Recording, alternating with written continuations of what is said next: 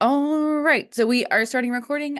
Welcome to our first Hort Agent update of the year. I'm gonna share my screen. Where'd my mouse go? All right. So today we're talking about small farm tax support. We're going to cover just a few housekeeping things. Then we are going to have Jonathan Shepard and Jerry Pierce on with us and share some slides and information with us. Then we're going to do some Q&A, and then I have our future dates and topics also featured at the end of this PowerPoint. So the only housekeeping things I have is that this recording will be available on our YouTube page, the Center for Crop Diversification YouTube, probably this afternoon.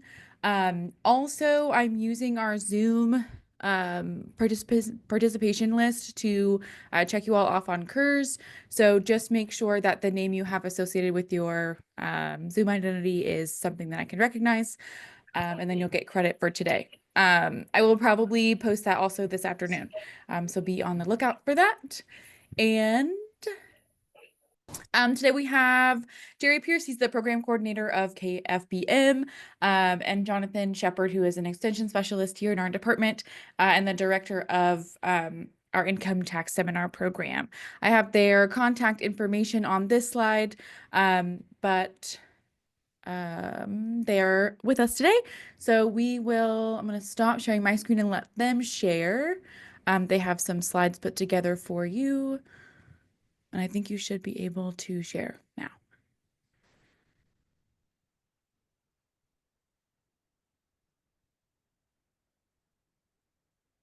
Good morning. I'm Jerry Pierce. I'm up first. Thank you for the introduction, Savannah. Obviously, from my picture that I have out there, I've been here a while, 17 years now, coordinating the farm analysis program. That's the KFBM program that serves much of the state. We have specialists out there who work with farmers on their tax, business, and management. We get to use their data in an aggregated form so that we can use that in extension programming and elsewhere. Talking about farm versus non-farm, ag sales tax exemption, and some other items today. And I want to give you the first reference to the Farmer's Tax Guide. This is for the 2024 version. That's for the tax return year we're working on now. This is updated annually, and at the bottom you see the acknowledgement on the slide. There's a National Farm Income Tax Extension Committee. We meet with the IRS annually to help to update this, to change it, to modify it, so that we can use this in programming and well, to make it readable and usable for farmers. The first question is, am I farming? And from the Farmer's Tax Guide, you're in the business of farming if you do these things. Basically, you are producing a product, whether as an owner or a tenant. You are managing for a profit, and it includes a range of things, from those great, big, huge wheat farms out west to a beef farm, if you will, plant nursery, orchards, and groves. If the products are raised for sale, or even in many cases purchased for resale. It generally involves raising food, feed, and fiber. Am I in the business of farming? It's a different question. You're in the business of farming if you are managing the farm and activities for profit. So I've got 18 yard birds out there, chickens, and I'm raising eggs and sharing them with my friends and family, and avoiding the high cost of eggs. But I'm not particularly doing this for profit. No, I'm not in the business of farming. Should I be reporting this on Schedule F or on Schedule C if my farm is part-time, or if that's not the primary source of income? If I'm producing crop and selling it myself? Yeah, the answer is yes. Both Schedule F and Schedule C are parts of the 1040 tax return. Most of us, except for certain corporations, all the taxes, all the income flows to my personal income tax return. Schedule F is designed specifically for reporting farm income tax and farm expense. It understands farming, if you will. It's designed for that purpose. If you try Schedule C, you're going to be frustrated and confused because it doesn't fit there. And it's in your best interest to use Schedule F. Most of the farmers get to use the cash method of payment, and that has a reporting income and expense, and that has several advantages. One is they may avoid quarterly income tax payments. I'll mention that in a moment. There's a safe harbor for qualified expenses for the farm use of a vehicle. There is farm income tax averaging. If this is a high year of income, I can use this farm income tax averaging to combine that with the past 3 years that might be lower income to lower the amount of federal income tax that I might have to pay. And there's some 42 elections for farmers filing Schedule F. On that cash method, I have to mention that 2 things. One is that constructive receipt. That principle is that the income is credited to your account when you receive it, or it's made available to you without restriction. You don't necessarily have to have possession of the funds. So if it hits your PayPal account, but it hasn't been transferred to your bank account, it's taxable income to you. If it's over here in the drawer, the check is in the drawer and you haven't deposited it, it's taxable income. You have receipt, you have access to it. If it's if you've been told that the sale has gone through and it's available at wherever that might be, just because you don't collect that check or you haven't hold it doesn't mean that it's not taxable in this year. It is. The other thing is prepaid expenses. The cash method means that I can prepay. In many cases, I can prepay fertilizer, chemical, seed, and other expenses in 1 year, this year, and that I'll be using for next year, and I get to deduct them. I can lower my taxable income by prepaying those expenses. There are limitations, and you'd want to look at those in Pub 225 or call us and ask about that. Estimated tax payments. If you are a self-employed taxpayer, you have to pay the estimated taxes.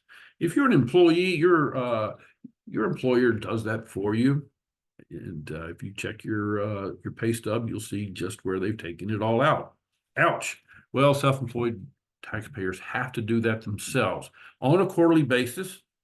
Larger businesses would have to do that perhaps monthly or weekly. Those payments are generally due the 15th of the month after the quarter ends. As a qualified farmer, you may be able to delay that. There are 2 options. One would be to wait and make all the payment for all of the quarterly, make all the quarterly payments at once, January 15th. Then you'd file April 15th, just like all the rest of us. The other is that you can wait until March 15th and pay all of your taxes, all of your self-employed taxes and income taxes all at once. And yeah, but you have to file on March 15th. Some of the other elections, if you are, for many of you, getting out of or dealing with the UNICAP rules or the pre-production period on things that you're planting and harvesting from, that can be difficult, and there are some elections to work through that. There are years when you may have a loss, and that NOL, that net operating loss, is normally carried back several years. If you've had poor years in the past, you don't really get anything out of carrying it back. You can waive that in farming and carry it forward. There are we'll talk about the optional method for self-employment tax in a moment, but you can also deduct losses from a federally declared disaster on a previous year return rather than the current year return. And Kentucky is a disaster this year. The entire state has been declared a federal disaster area And those disaster rules and elections apply to all of us for 2024. Farming method, the optional method of paying SE tax. And let me say that those SE tax, those self-employment taxes go basically, we would say, to Social Security. But it's not just your Social Security retirement fund. It's the two big things are disability and survivor benefits. This may be the only disability insurance that you have paying into the Social Security system. And there are survivor benefits in the case of your demise. These benefits have to be kept up. If you look at disability benefits, you have to pay in 20 quarters to be covered, and you have at least 5. You have to have paid in at least 5 of the last quarters of the last 10 years. So you're looking at keeping those current and not letting them fall off the radar. The two optional methods, or the optional method is here. For 2024, a full year of coverage with Social Security, disability, and so on, $6,920 of income is required, or a full year requires that amount. You may elect, if you don't make enough income, and number 2 is the best example. If your farm income is low, but your net profit is less than the $6,920, you can elect to pay the self-employment tax as if you had made $6,920 in farm profit. It won't get you a lot towards Social Security benefits, but it will keep your benefits active. When should you not use Schedule F? Well, some farm-related activities are not farming for tax purposes. They are to be reported on a Schedule C. Custom work, if it's more than just incidental, harvesting, trucking. The tourism part of agritourism. So agritourism suggests that you have a farm here that people want to come out and see, and you have farming activities. You're raising crops, pumpkins, watermelons, something out here, and you're charging in some way for people to come out and enjoy the tourism aspect of that. Staying in the home perhaps, or the activities you've got, or whatever. The crops you raise are Schedule F income, reportable there, and all the benefits you get from that. The tourism part, that's a business. That's Schedule C. We see this in the wineries, producing grapes for wine. That's Schedule F income. Processing them, selling them retail. This is a Schedule C business, and there's a dividing line between the two. That farm produce is what would be fresh, raw ag products directly harvested from the farm. If the products have been processed, if they have undergone changes beyond basic cleaning and washing, refrigeration, then they become a value-added product, and it's Schedule C income when you sell those. Farm products that have been processed a little bit, milk, obviously, and honey. But if you take that honey and you make honey, you make soap or mead or muffins, and you sell your honey that way, that's processed food, Schedule C. If you take that milk and you process it, refrigerate it, send it off in the milk tank, that's Schedule F income. You turn it into cheese or something else, that's going to be Schedule C sales.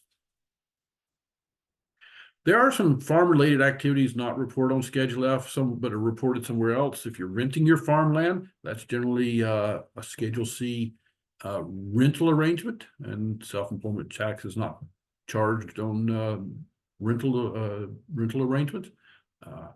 If you sell land or standing timber, that's investment property, goes on a Schedule D.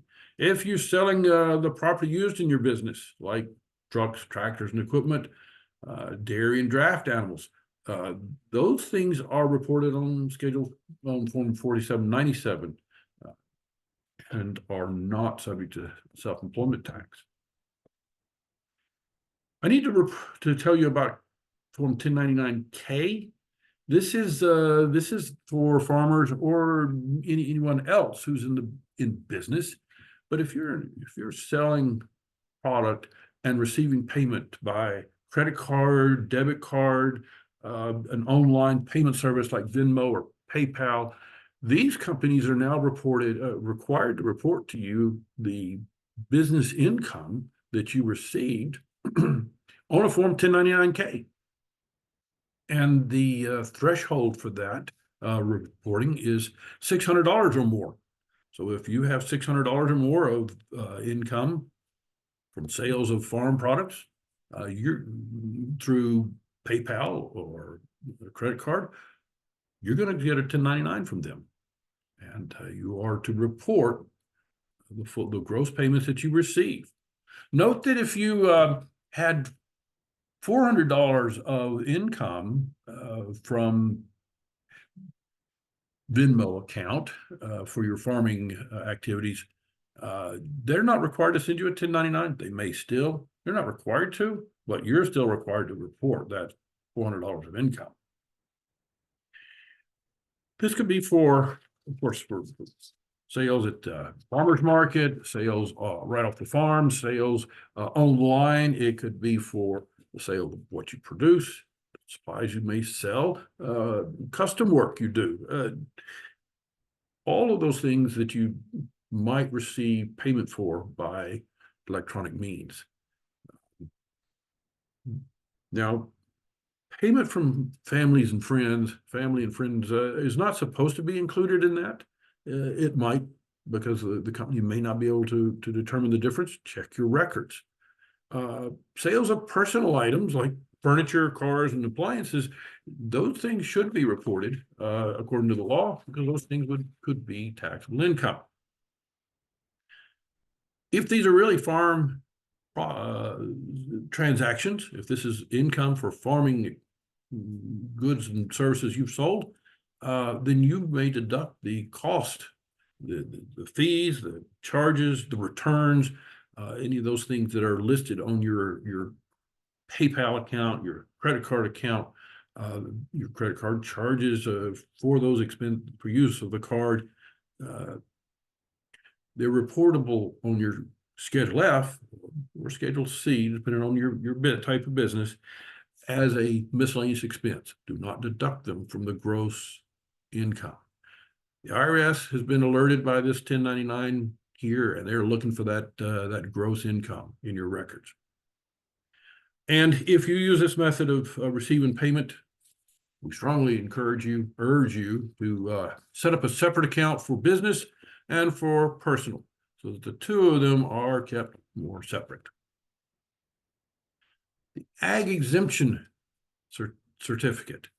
Many of you have heard about this before. Many of you, I hope, are using it, but farmers are qualify for an exemption on the sales tax of certain farm supplies and purchases.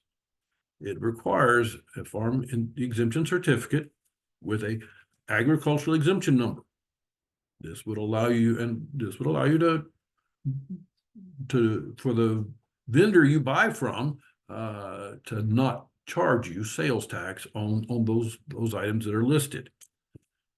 It requires an application, and the application is for those who are engaged in the occupation of farming as a business, and the things are for human consumption. The thing that the Department of Revenue is looking for, the number one item they would like to see, is a Schedule F. This says, I am in the business of farming. I am making a profit or loss from farming.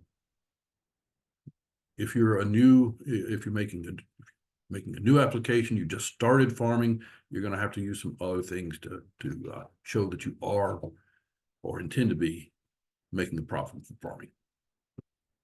There are a number of resources that we listed here that would give you more information, my contact information, and you can certainly look up the other farm analysis specialist on the AgEcon website and talk to someone locally. Savannah? Thanks, Jerry.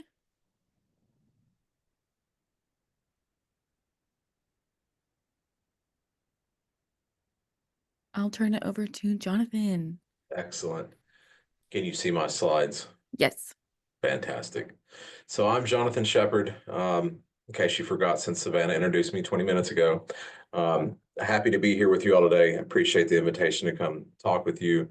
So I'm just going to cover some things that Jerry didn't. We're tag teaming this and kind of split up this stuff based off kind of what we wanted to cover.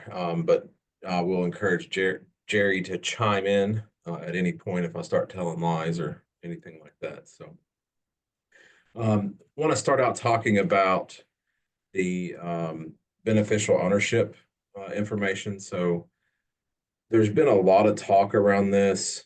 I'll try to give you a brief recap on this. So this whole issue of beneficial ownership information reporting came out of a law that was passed actually in 2021. It was in a defense bill, but so it just kind of laid there dormant with an enaction date of January 1 of 2024.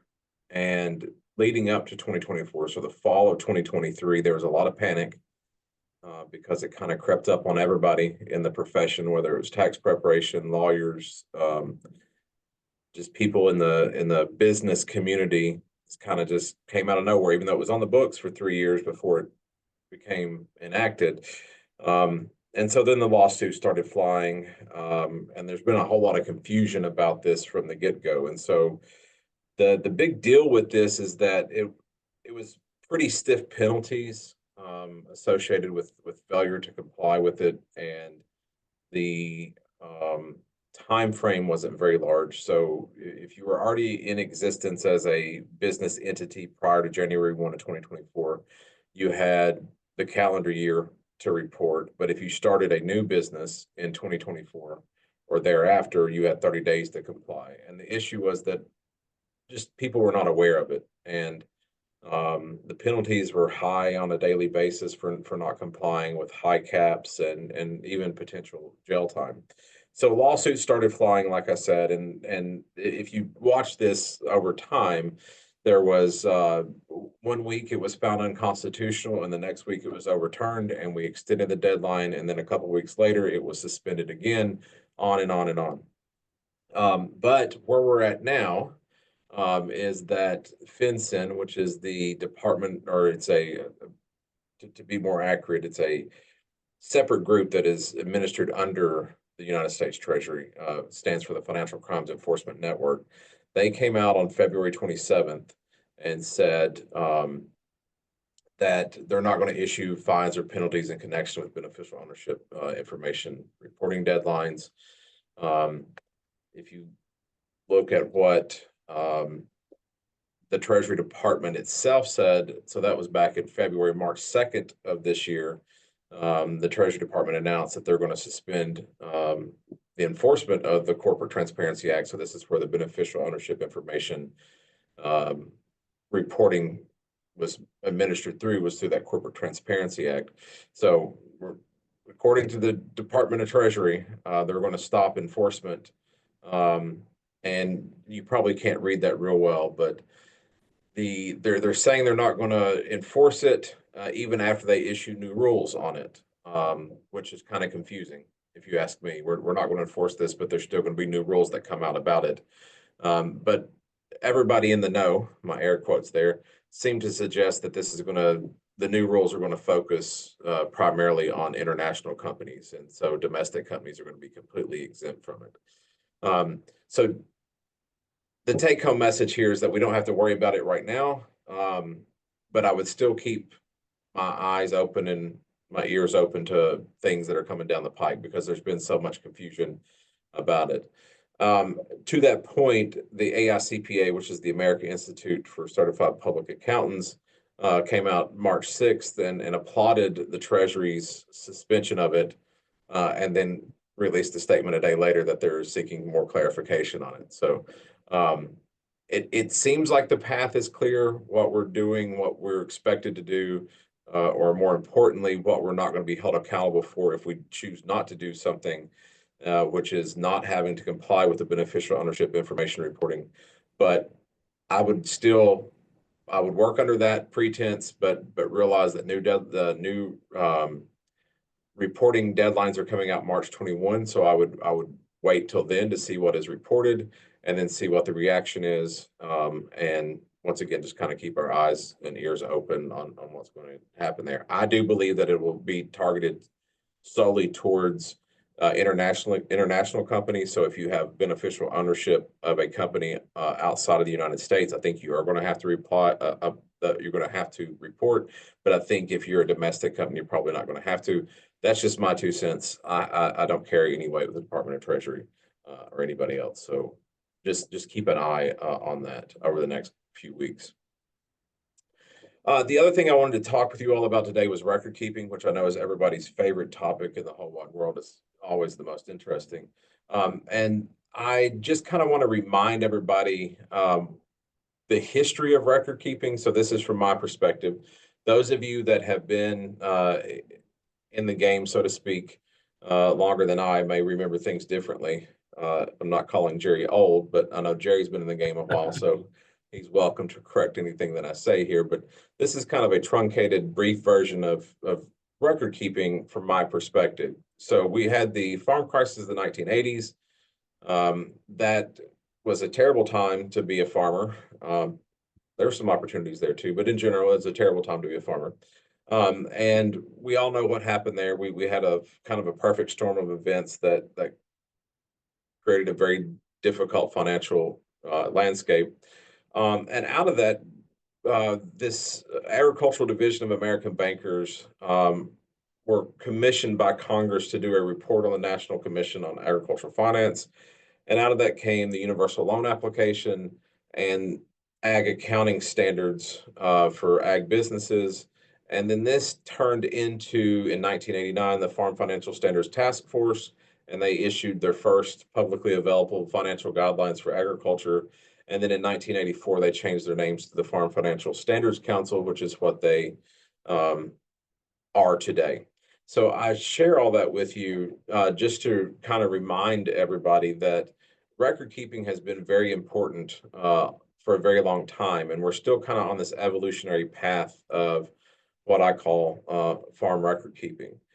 So we know it's super important. We've got history to prove to us that the lack of good and standard record keeping in agriculture, if it did not lead to, at least did not help the agricultural crisis of the 1980s. We've had commissioned reports on the issue by Congress, but it is still a topic that we discuss a lot. And I think most people understand the importance of it. So the question then becomes, why do people struggle with record keeping so much? Why is it such an issue for people? And these are just my observations of being in the profession for the past several years. It's a daunting task for many people. It's boring for a lot of folks. Most people would rather be out in the dirt than in the office crunching numbers or sorting through papers. I think that there's a hesitancy around the area of where to even start. So how do I even start this whole record keeping process? And something that I have noticed as well is that there's this failure almost to realize that there is no magic solution. So as we have evolved in technology and we've got all kinds of technology at our hands, it has certainly made the record keeping process easier in terms of time commitment, at least potentially, but we're still not there to the point where there is a perfect solution where we can hit a button and it's done for us. So just a reminder that it still takes time and commitment from the business owner to see this process through. And then last but not least, there is the whole ignorance is bliss to some degree too. Sometimes it's better not knowing what the reality is, kind of head in the sand type mentality. I think that we all can be guilty of that from time to time. I'm not talking down to people, but sometimes it's just easier not to know. So I've included this in here because this is my approach to teaching record keeping has kind of changed over the last 15 plus years. And the Farm Financial Standards Council has actually addressed this in some way by this record keeping continuum, if you will. So I don't really care if you you know, read that slide, but more or less just kind of understand the fact that it is recognized that there's a continuum when it comes to record keeping. With that being said, any individual producer is going to fall somewhere on that continuum. It may be on that far left-hand side where there is no implementation of any kind of standards and we're just getting started, versus the far right-hand side where, you know, this is almost, you know, CPA level audited type books.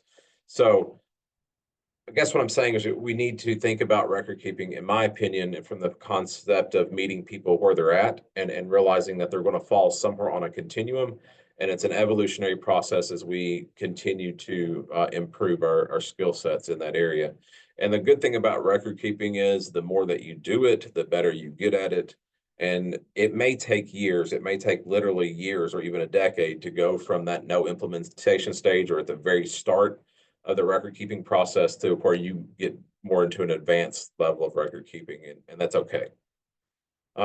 So a question that I get asked a lot, I mean, I literally a dozen times a year, is what is the best record keeping approach? And being the economist that I am, I'm going to give you the only response that an economist can really say with certainty. It depends.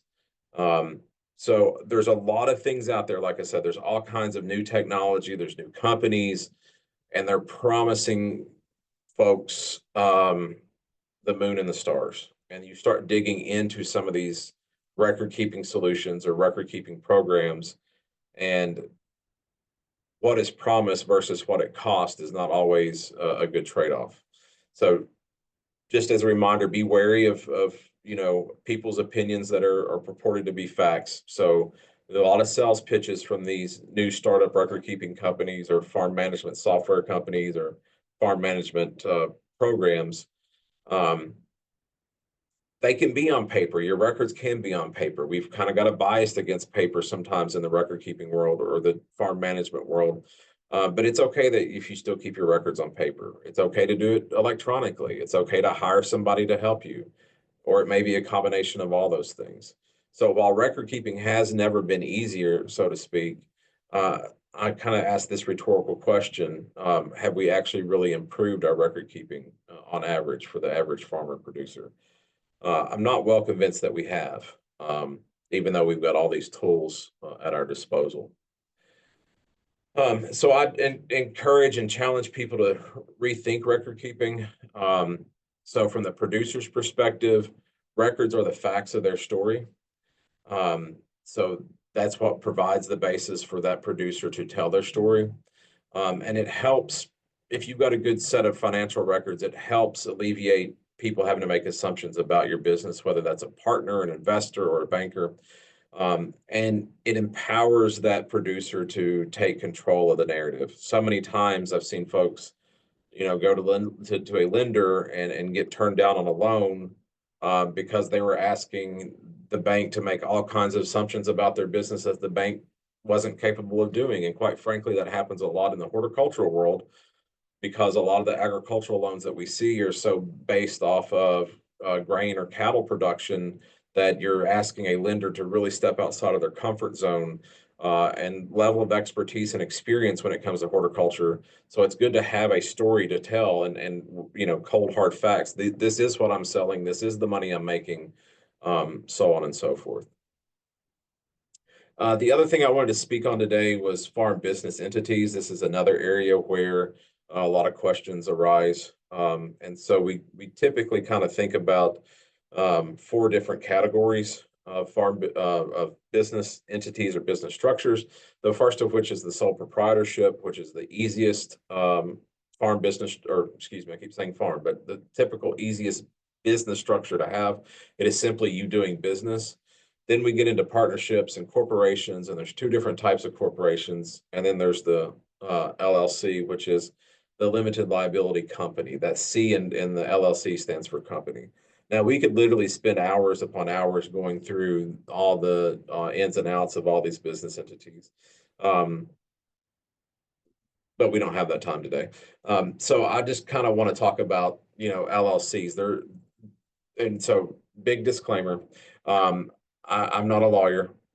So always seek a qualified counsel and encourage your producers to do the same. So I will kind of approach this more from the LLC perspective because it is my favorite business entity structure for what we're typically trying to achieve. So that begs the question, what does a business structure matter and what are we trying to achieve? And typically we're concerned about liability issues.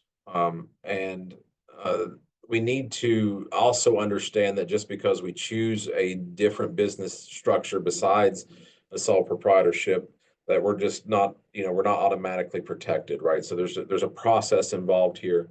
We need to assess what our liabilities are in our business to begin with. So what is it that you're concerned about in your business? Are you worried about a foodborne illness? Are you worried about a livestock getting on the road? Are you worried about somebody hauling your produce and getting in an accident? So identify what the liabilities are in your business. Then you try to isolate those risks. So we try to minimize those risks, and we try to develop a practical and realistic approach to dealing with those risks. So there's all kinds of things that can be done depending on what that risk is. But if you're worried about somebody getting into an automobile accident transporting produce, there could be trainings involved. There can be, making sure that the equipment that's being used is inspected for safety, all these kind of things. And then last but not least, make sure that you have adequate liability insurance coverage. I don't work for Farm Bureau, State Farm, or any other insurance agent, but liability insurance is still a must, even though you may choose a business structure beyond a sole proprietorship. One thing, or a couple things here as I close up, just talking about how to manage higher farm incomes or farm incomes in general. There are several things that farmers have at their disposal. Farm income averaging is one of those. We're not going to go into a lot of detail on that. That's a conversation that once again can take a lot of time within itself, but just know that there is this special tool in the toolbox for farmers that they can average their income. So if in a given year their income spikes significantly, they can spread that out over previous years. I'm really oversimplifying it, but that's the case. Accelerating depreciation. So just be aware that we do have tax code out there that allows us to take immediate write-offs of certain assets purchased. Jerry already mentioned prepaid expenses.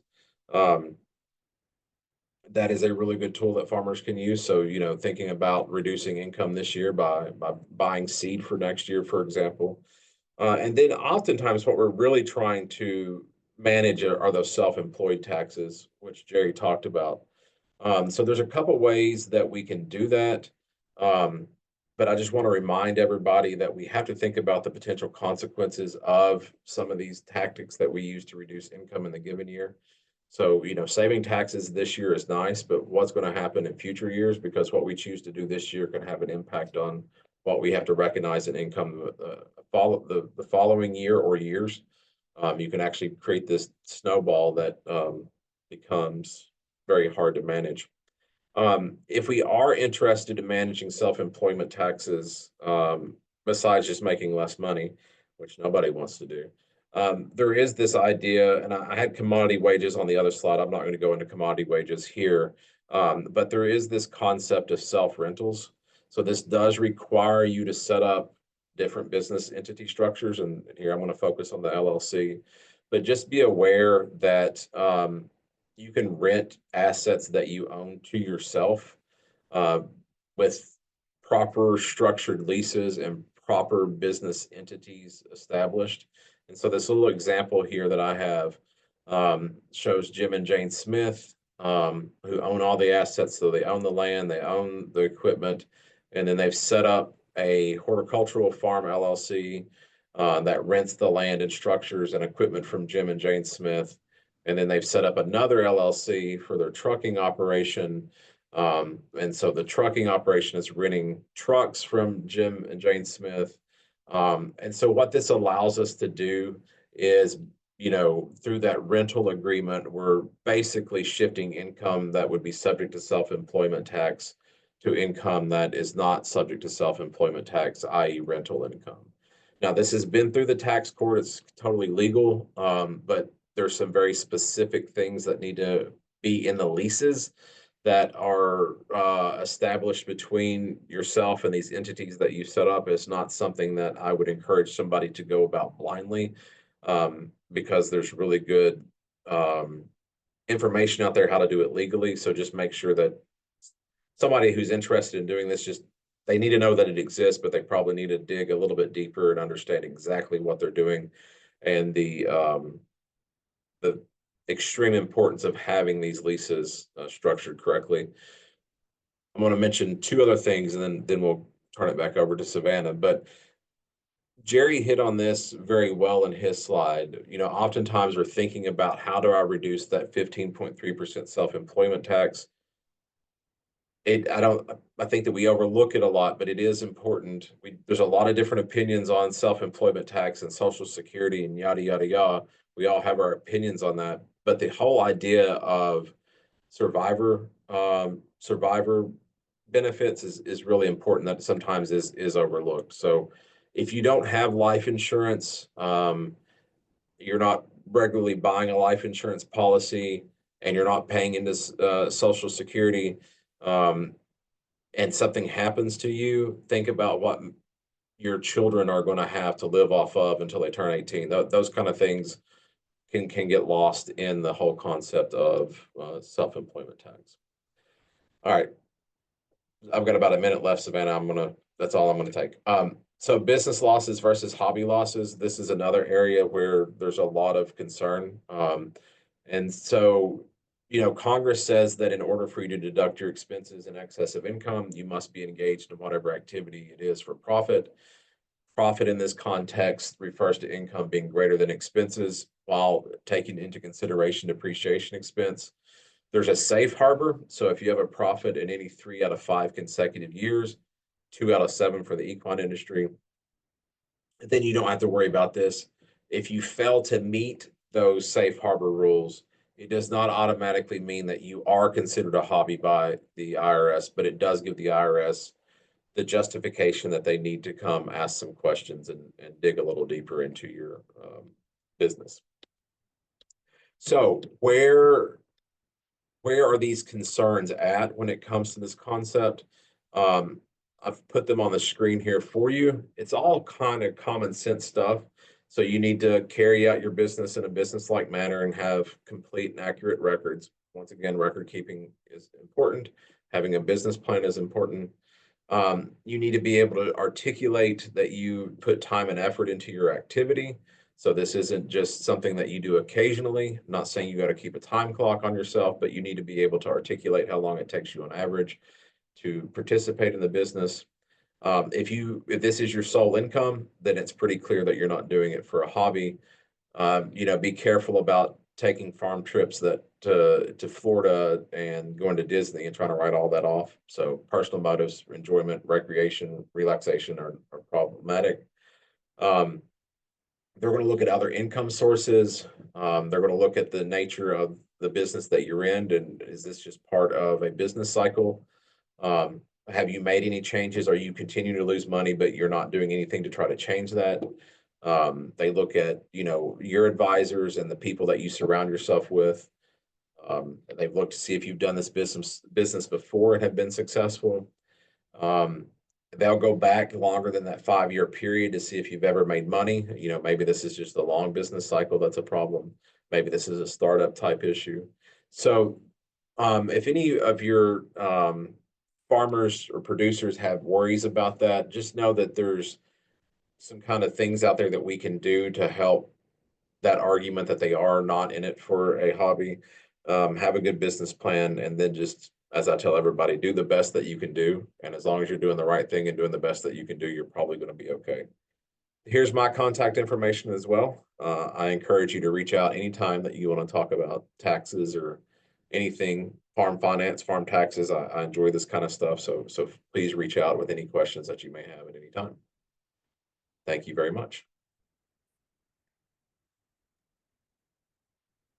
Thanks, Jonathan. So we do have a few questions in the chat.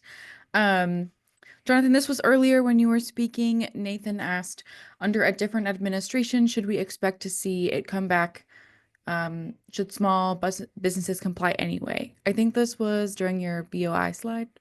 Yeah, that's a very fair question, Nathan, and it's something that I have wrestled with as well. I do think that this is going to be an ongoing conversation. I am led to believe that it probably uh, will only apply to international businesses um, during this administration. But this was a piece of bipartisan legislation. When it was passed back in 2021, it was bipartisan. So I totally expect it to come back to the surface in the next 3, 5, 10 years, however long that takes. So should small businesses comply anyway? That's a good question. Some of the people that I know have said, I'm just going to go ahead and do it and get it over with so I don't have to worry about it. And I know some people that will refuse to do it until they are forced to do it. So I guess it really just kind of depends on your risk tolerance to some degree or your perceptions of whether or not this is an intrusive piece of legislation.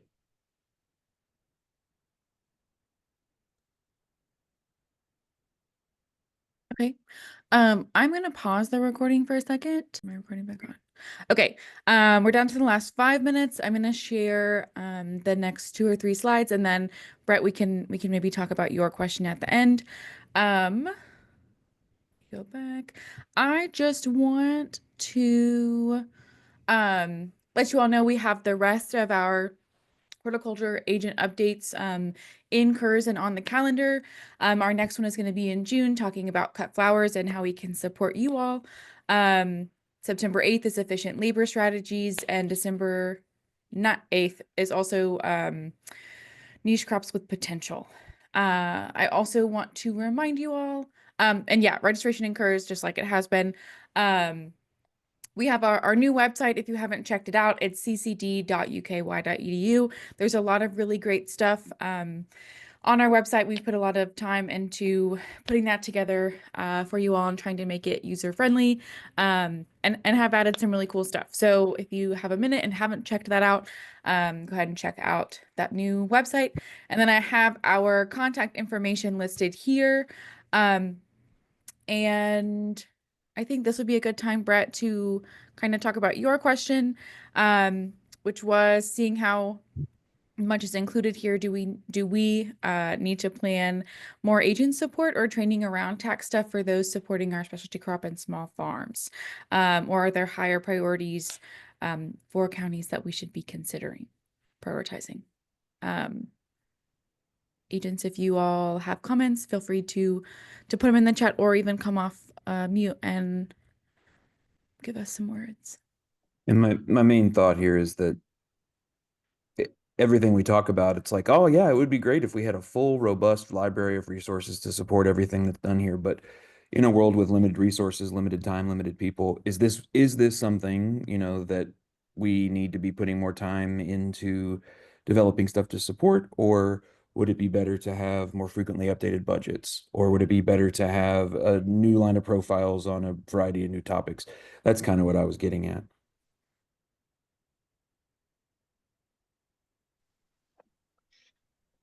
Brad, I wanted to just interject in here too, wanting to hear from our agents, of course, as well, but I just pinged Jerry.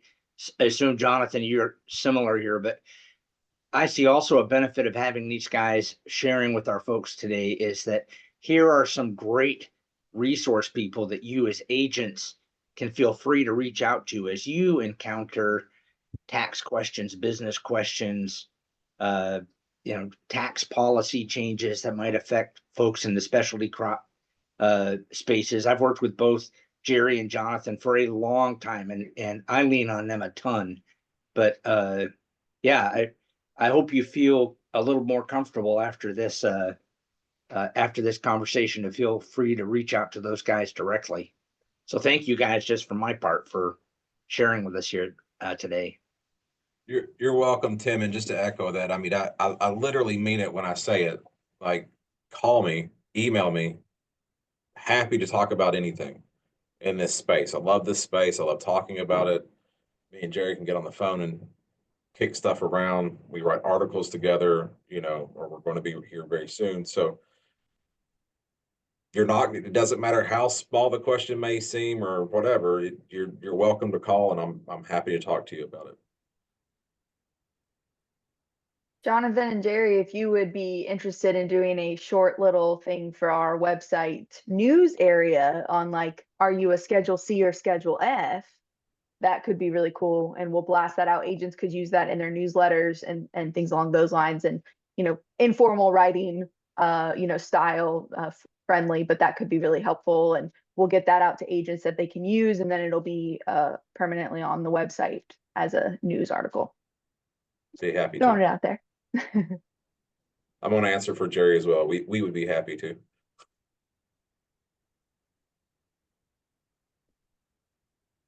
Yeah, that's a great idea, Alexis. Okay, Delia, Nathan, I see your all's comments in the chat.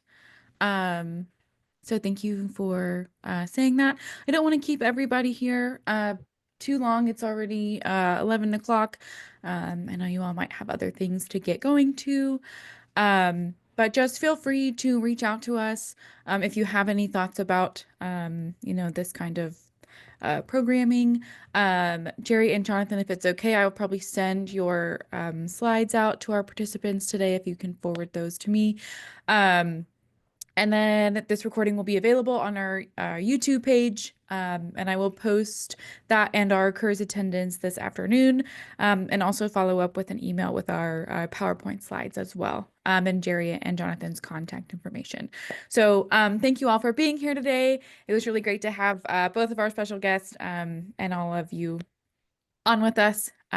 See you next time.